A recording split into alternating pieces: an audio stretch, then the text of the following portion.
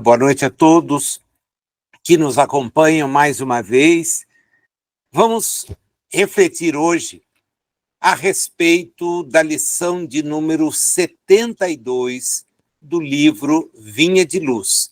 Você que tem o exemplar, que tem acesso ao arquivo, eventualmente, pode nos acompanhar nesta breve análise da lição denominada Não às Palavras.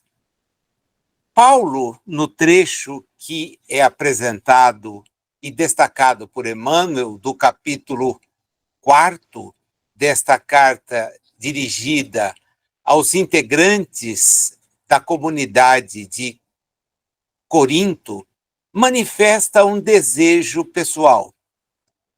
Mas em breve irei ter convosco, se o Senhor quiser. E então conhecerei não as palavras dos que andam inchados, mas a virtude.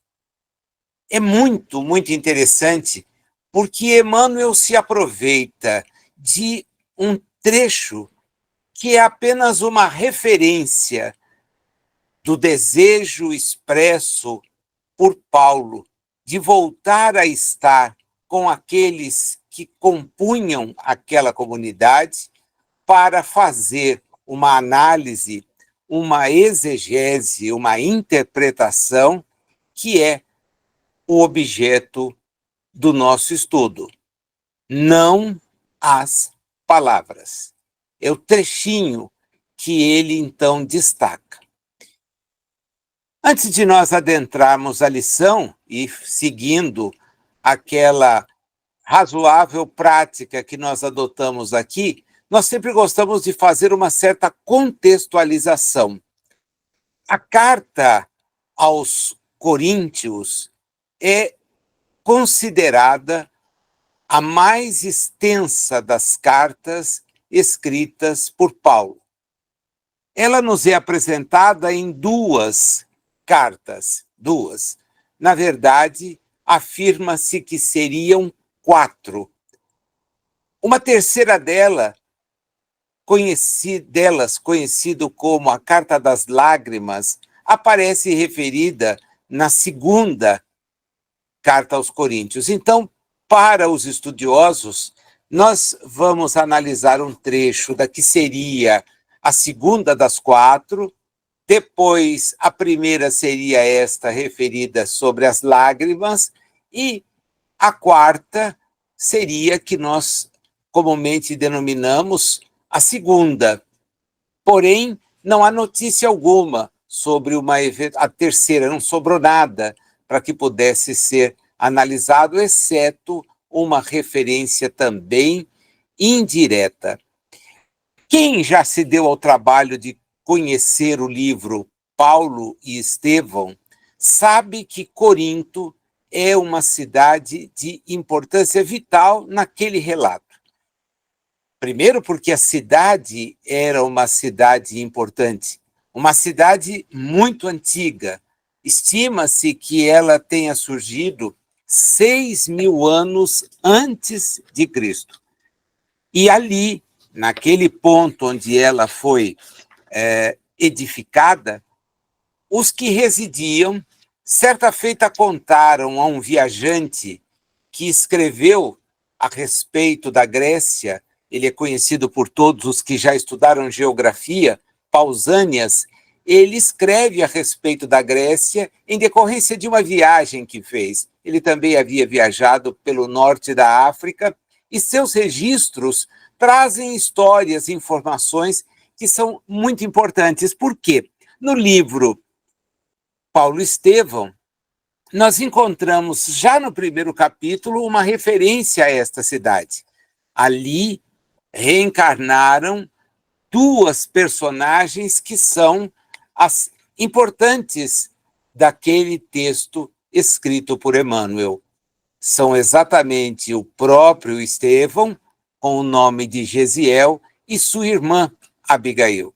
Então, havia para o fariseu Saulo da cidade de Tarso, um interesse muito grande por ali, um interesse que se reflete depois quando ele tem a oportunidade de, interessado em difundir a mensagem de Jesus, dispõe-se a percorrer as cidades que ele acaba visitando nos deslocamentos que fez pelo Mediterrâneo, e nas cidades ele acaba fundando comunidades com as quais mantém uma estreita relação. Estima-se que ele tenha estado em Corinto aproximadamente 1 ano e meio, e depois seguiu o seu roteiro previamente concebido de, em algumas comunidades de toda aquela área, ir fundando comunidades voltadas para conhecer a mensagem que houvera sido trazida por Jesus. Ele tinha consigo, como revela naquele romance tão belo a que eu me referi, um exemplar de anotações sobre frases de Jesus. E estas anotações serviram sempre de base para a sua divulgação. Ele consultava aquele apanhado de frases que lhe havia sido presenteado por alguém que ele respeitava por demais, Gamaliel, e que, diz o texto de Emmanuel, houvera sido um presente de Pedro. Portanto, era uma referência fidedigna, porque Paulo não convivera com Jesus. O episódio às portas de Damasco, referido como seu encontro, mas de natureza espiritual enquanto encarnado, certamente o rememorou de um compromisso que houvera sido assumido além da matéria.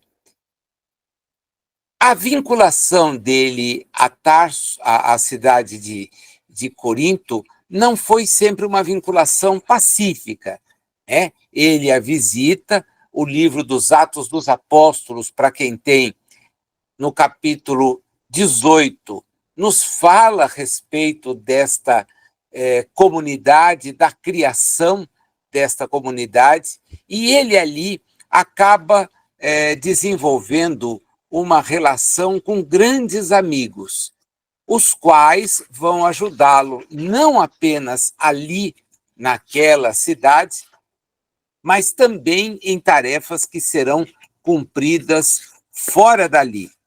Nós vamos ver Tito Justus, vamos ver Áquila, vamos ver Prisca, vamos ouvir falar de Lloyd e de Eunice, todos integrantes daquele grupo que havia dado a Paulo grande acolhimento, mas também um pouco, para não dizer muito trabalho.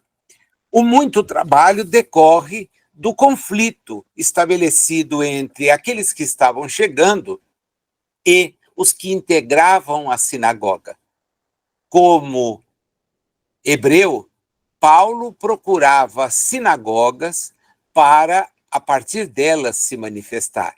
Ele vai, em certo momento, numa visita a uma das comunidades da Grécia, falar na praça, na ágora, mas, como regra, não. Ele falava na sinagoga. E ali ele enfrenta uma fortíssima oposição daqueles que a frequentavam.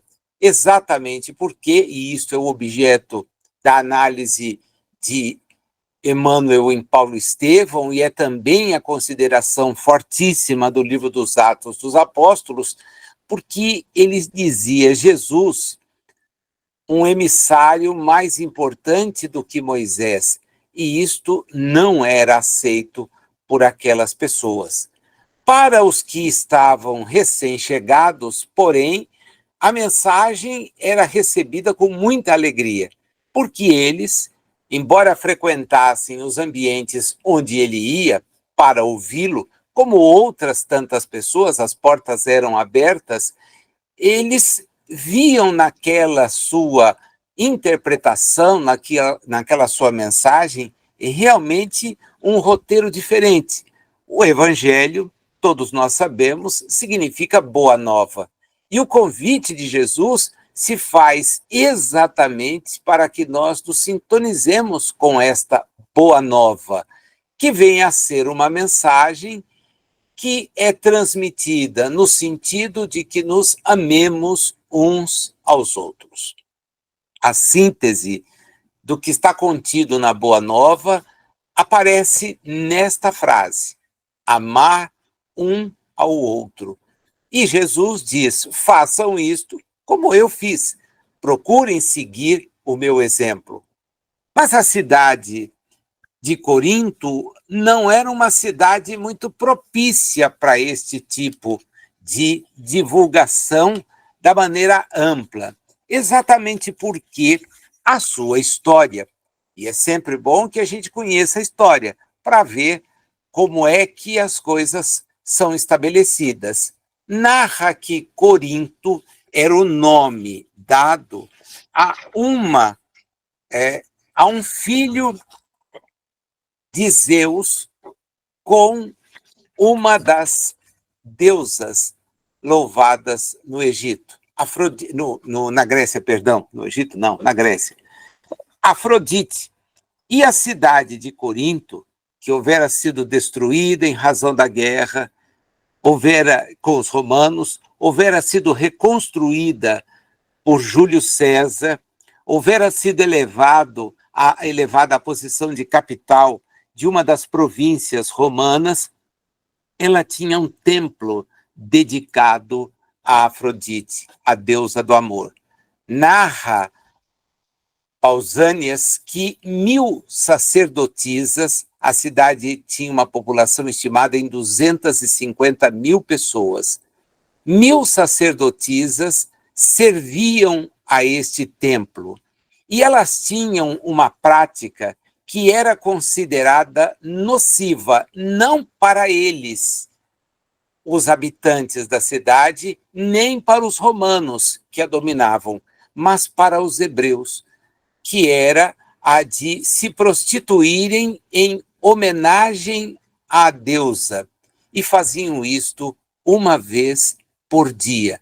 Então, 1.000 mulheres se dispunham a praticar a prostituição no sentido de apresentar com tal postura uma oferta à deusa que era homenageada por aquela cidade. Então, muito da epístola que Paulo escreve, não em Corinto, mas de Éfeso para os cidadãos que integravam aquela comunidade, faz críticas a esse tipo de situação, a esse tipo de problema. Mas ele quer voltar para lá, ele deseja voltar, e nós sabemos que essa volta acabará não ocorrendo. Por quê? Porque Paulo fica detido e depois é morto. Estima-se que essa carta foi escrita no ano de 54 da era que nós nos encontramos. E Emmanuel, então, aproveita disso para nos trazer uma lição de uma profundidade que é muito grande. Ela leva mesmo a refletir. Ele escreve para alguém, para pessoas com as quais ele tinha um carinho, pelas quais ele tinha um carinho muito grande. Ele o faz juntamente com Timóteo. Certamente ele dita, Timóteo escreve, ao destaque de que de próprio punho ele abriu a carta. Mas a partir daí são lições que convidam à reflexão. E uma delas diz respeito a pessoas que externam, falam sobre aquilo que não vivem. É o que Emmanuel aproveita. Vamos ao texto para a gente ver quando ele diz que Jesus e os seus colaboradores não virão ao encontro dos aprendizes para conhecerem as palavras dos que vivem na falsa concepção do destino. Portanto, é muito importante que nós atentemos para esta advertência. É preciso demonstrar mais do que palavras de adesão. Diz Emmanuel logo no primeiro parágrafo. É preciso identificar-se com o espírito imperecível da construção evangélica. Ele continua dizendo: o Senhor vai se preocupar e certamente valorará as obras que nós eventualmente tenhamos feito. Porém, ele diz, é preciso não se ocupar apenas e tão somente com aquelas obras que são materiais, as visíveis no mundo. Algumas delas ricas, outras singelas, outras simples, outras suntuosas. Elas não são o mais importante. Não são o mais importante. O que ele diz, e é o ponto central dessa advertência que está na sua análise, é que nós devemos nos ocupar com as obras de santificação do nosso próprio espírito. Isto é o mais importante. Trabalhar para edificar-nos, elevando-nos. Mas se a gente pode fazer isto através daquilo que eventualmente desempenha numa casa espírita, por exemplo, nas atividades por ela mantidas, é evidente que sim. Mas isto não é o mais importante. O mais importante é o que fazemos em relação a nós próprios. Como nós estamos mudando a nossa maneira de ver as coisas, de enxergar as demais pessoas, de com elas conviver. Isso tem muito mais relevância do que o serviço prestado aqui ou acolá, muitas vezes apenas por descargo de consciência. E sabe por que é mais difícil trabalhar a questão pessoal? Porque ela é diuturna. Nós nos entregamos a uma atividade em alguns períodos. Estamos, por exemplo, agora aqui reunidos. São alguns minutos em que nós paramos, temos a chance de refletir, de analisar, porém, são poucos os minutos consideradas as horas apenas do dia de hoje, 10 de outubro de 2024. E se considerarmos a semana, o mês, os anos da nossa reencarnação, nós veremos que os minutos são extremamente pequenos. Então, onde quer que estejamos, na situação em que estejamos, é preciso prestar atenção na nossa postura. É a isto que Emmanuel quer destacar, é isto que ele aproveita. Porque Paulo diz, eu vou até vocês, mas não para olhar aqueles que estão proclamando esta ou aquela situação. Eu quero ver as virtudes que vocês conseguiram amealhar. As oportunidades para praticar virtudes, elas não precisam ser presenciadas por ninguém e nem devemos nos preocupar em desempenhá-las em atividades coletivas. É uma postura pessoal. Aquilo que falamos, aquilo que pensamos, porque ele diz, espíritos elevados virão ao nosso encontro, mas querem saber quem efetivamente somos, não quem proclamamos ser. Há uma diferença enorme. E ele usa, então, duas entradas que eu disse agora há pouco, para mim são o centro desta lição. Ele chama a nossa atenção para dois tipos de espíritos que somos, os raros e os poucos. Olha que interessante, porque quando a gente vê o que ele chama de raros e o que faz, e o que chama de poucos e o que faz, sobra a ideia de que a gente não integra esse grupo, ao menos a mim pareceu isso quando voltei à lição para refletir mais aprofundadamente e poder conversar com vocês agora. Quais são os que têm o comportamento chamado de raros?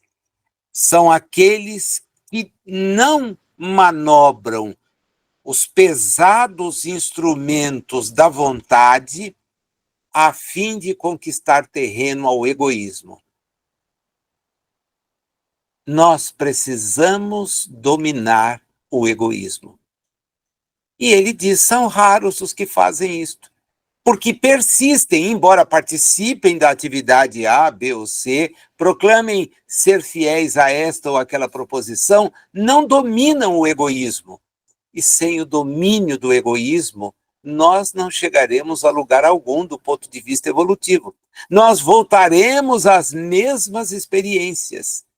Dá para entender agora por que o fora da caridade tem aquela assertiva de Allan Kardec? Porque é sair de si, pensar muito menos em si e mais no outro, é que mostra se nós melhoramos. Mas tem mais uma segunda coisa. Quem não usa, são raros, que não usam a enxada do esforço pessoal para o estabelecimento definitivo da harmonia no coração, a harmonia no espírito. Vamos considerar aquilo que a gente já falou, inclusive num dos encontros, a palavra, a expressão coração no coração, a expressão significava para o contexto da época, e os textos fazem sempre menção a isso, a morada do espírito.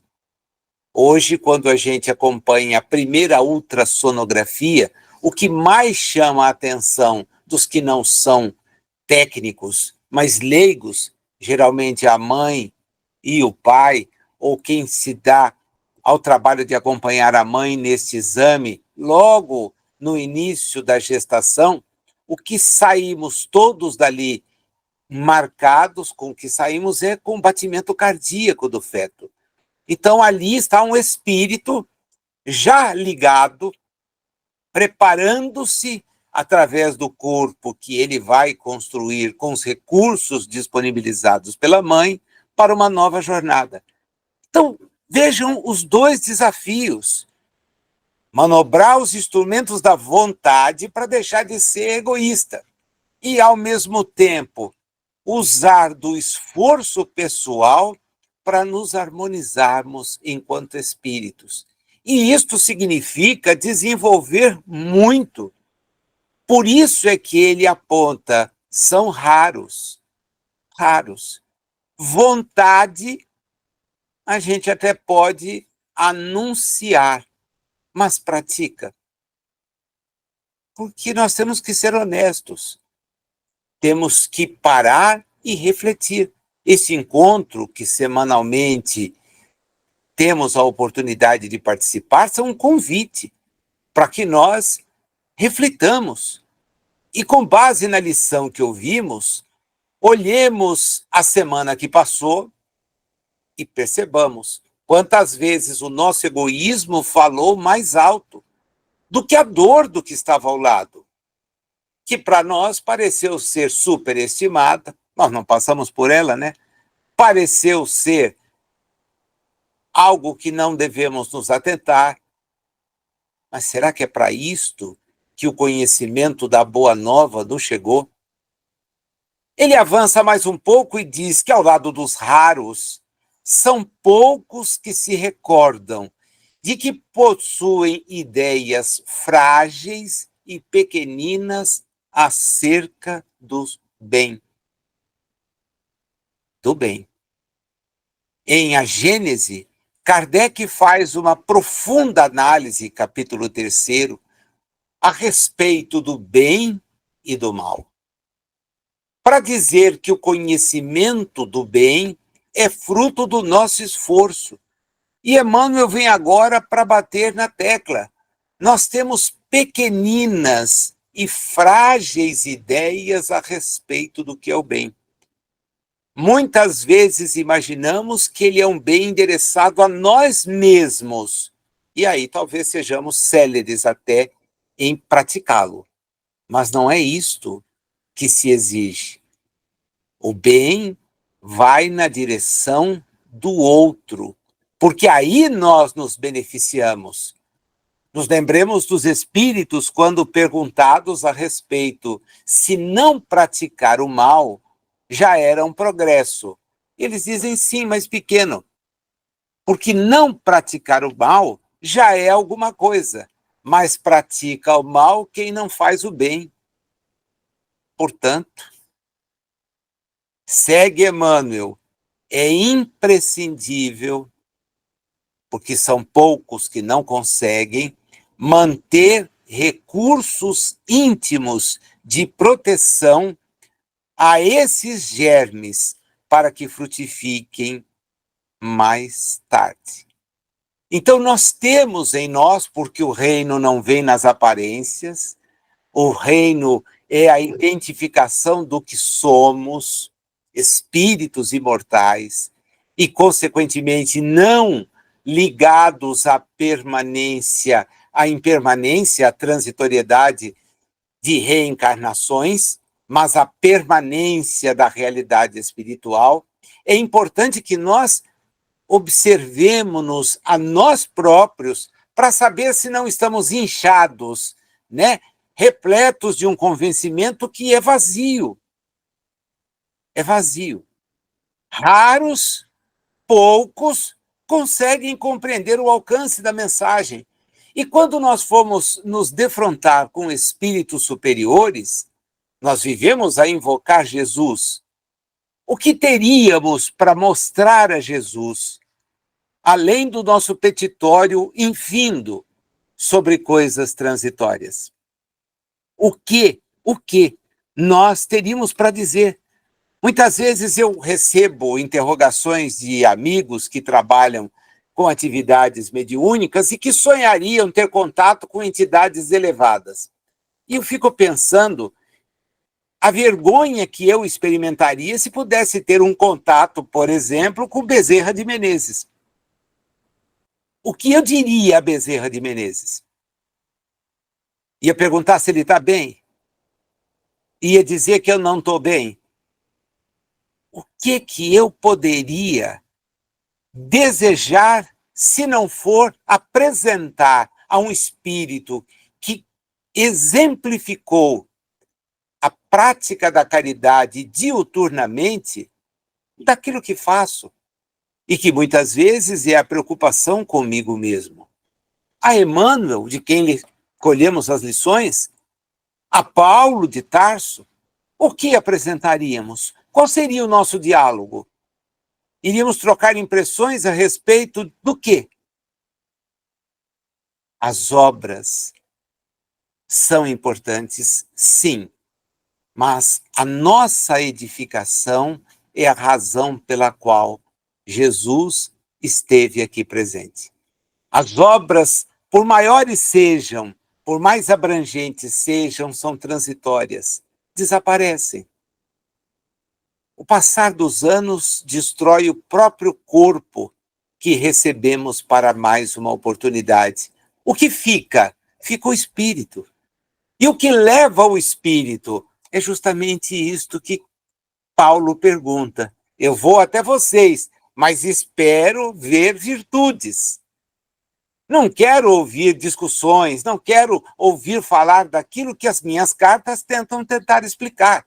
São conselhos de alguém um pouco mais amadurecido na hora de enxergar as coisas, mas não é alguém perfeito.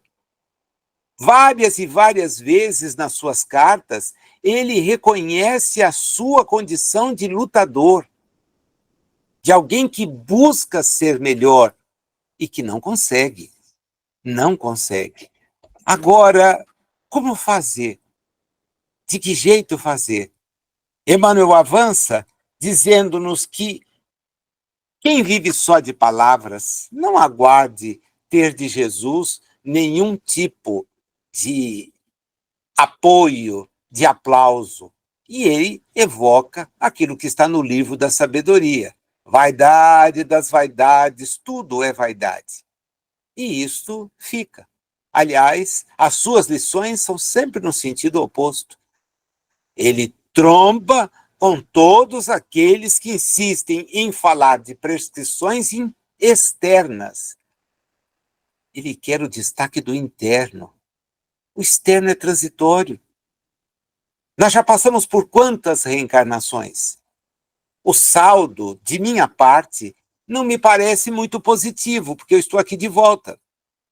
Houvera sido positivo o meu aproveitamento e talvez eu não estivesse reencarnando na Terra.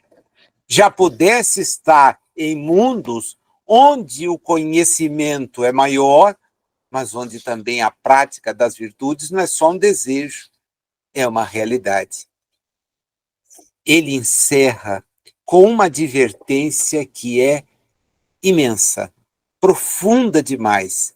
Se você tiver o texto aí e tiver como destacar isso no texto, não perca a chance, faça.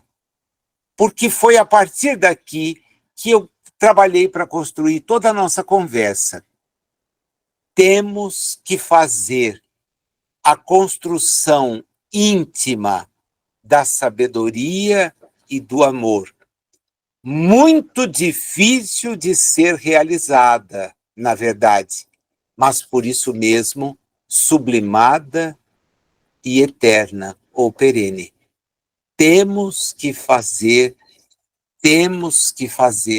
a construção íntima da sabedoria e do amor. É uma inversão do Espíritas amai-vos e instruí-vos. Mais uma vez, a mensagem do Consolador recebe destaque. Eis o ensinamento. Amai-vos, Jesus, instruí-vos, o Espírito Verdade. É importante que nós nos conscientizemos disto. Queremos receber a visita de bons espíritos? É óbvio que sim, é óbvio. Todos queremos. Paulo promete voltar. Gostaria de estar com aquela comunidade outra vez. Porém, deixa claro o seu desejo. Gostaria de encontrá-los vivenciando virtudes, não perdendo tempo em discussões estéreis. Porque a boa nova não abre espaço para tanto. É muito importante a gente entender a razão pela qual nos é dado ter acesso a informações tão profundas, que nos levam a muita reflexão. A categoria dos poucos e dos raros realmente tem sentido.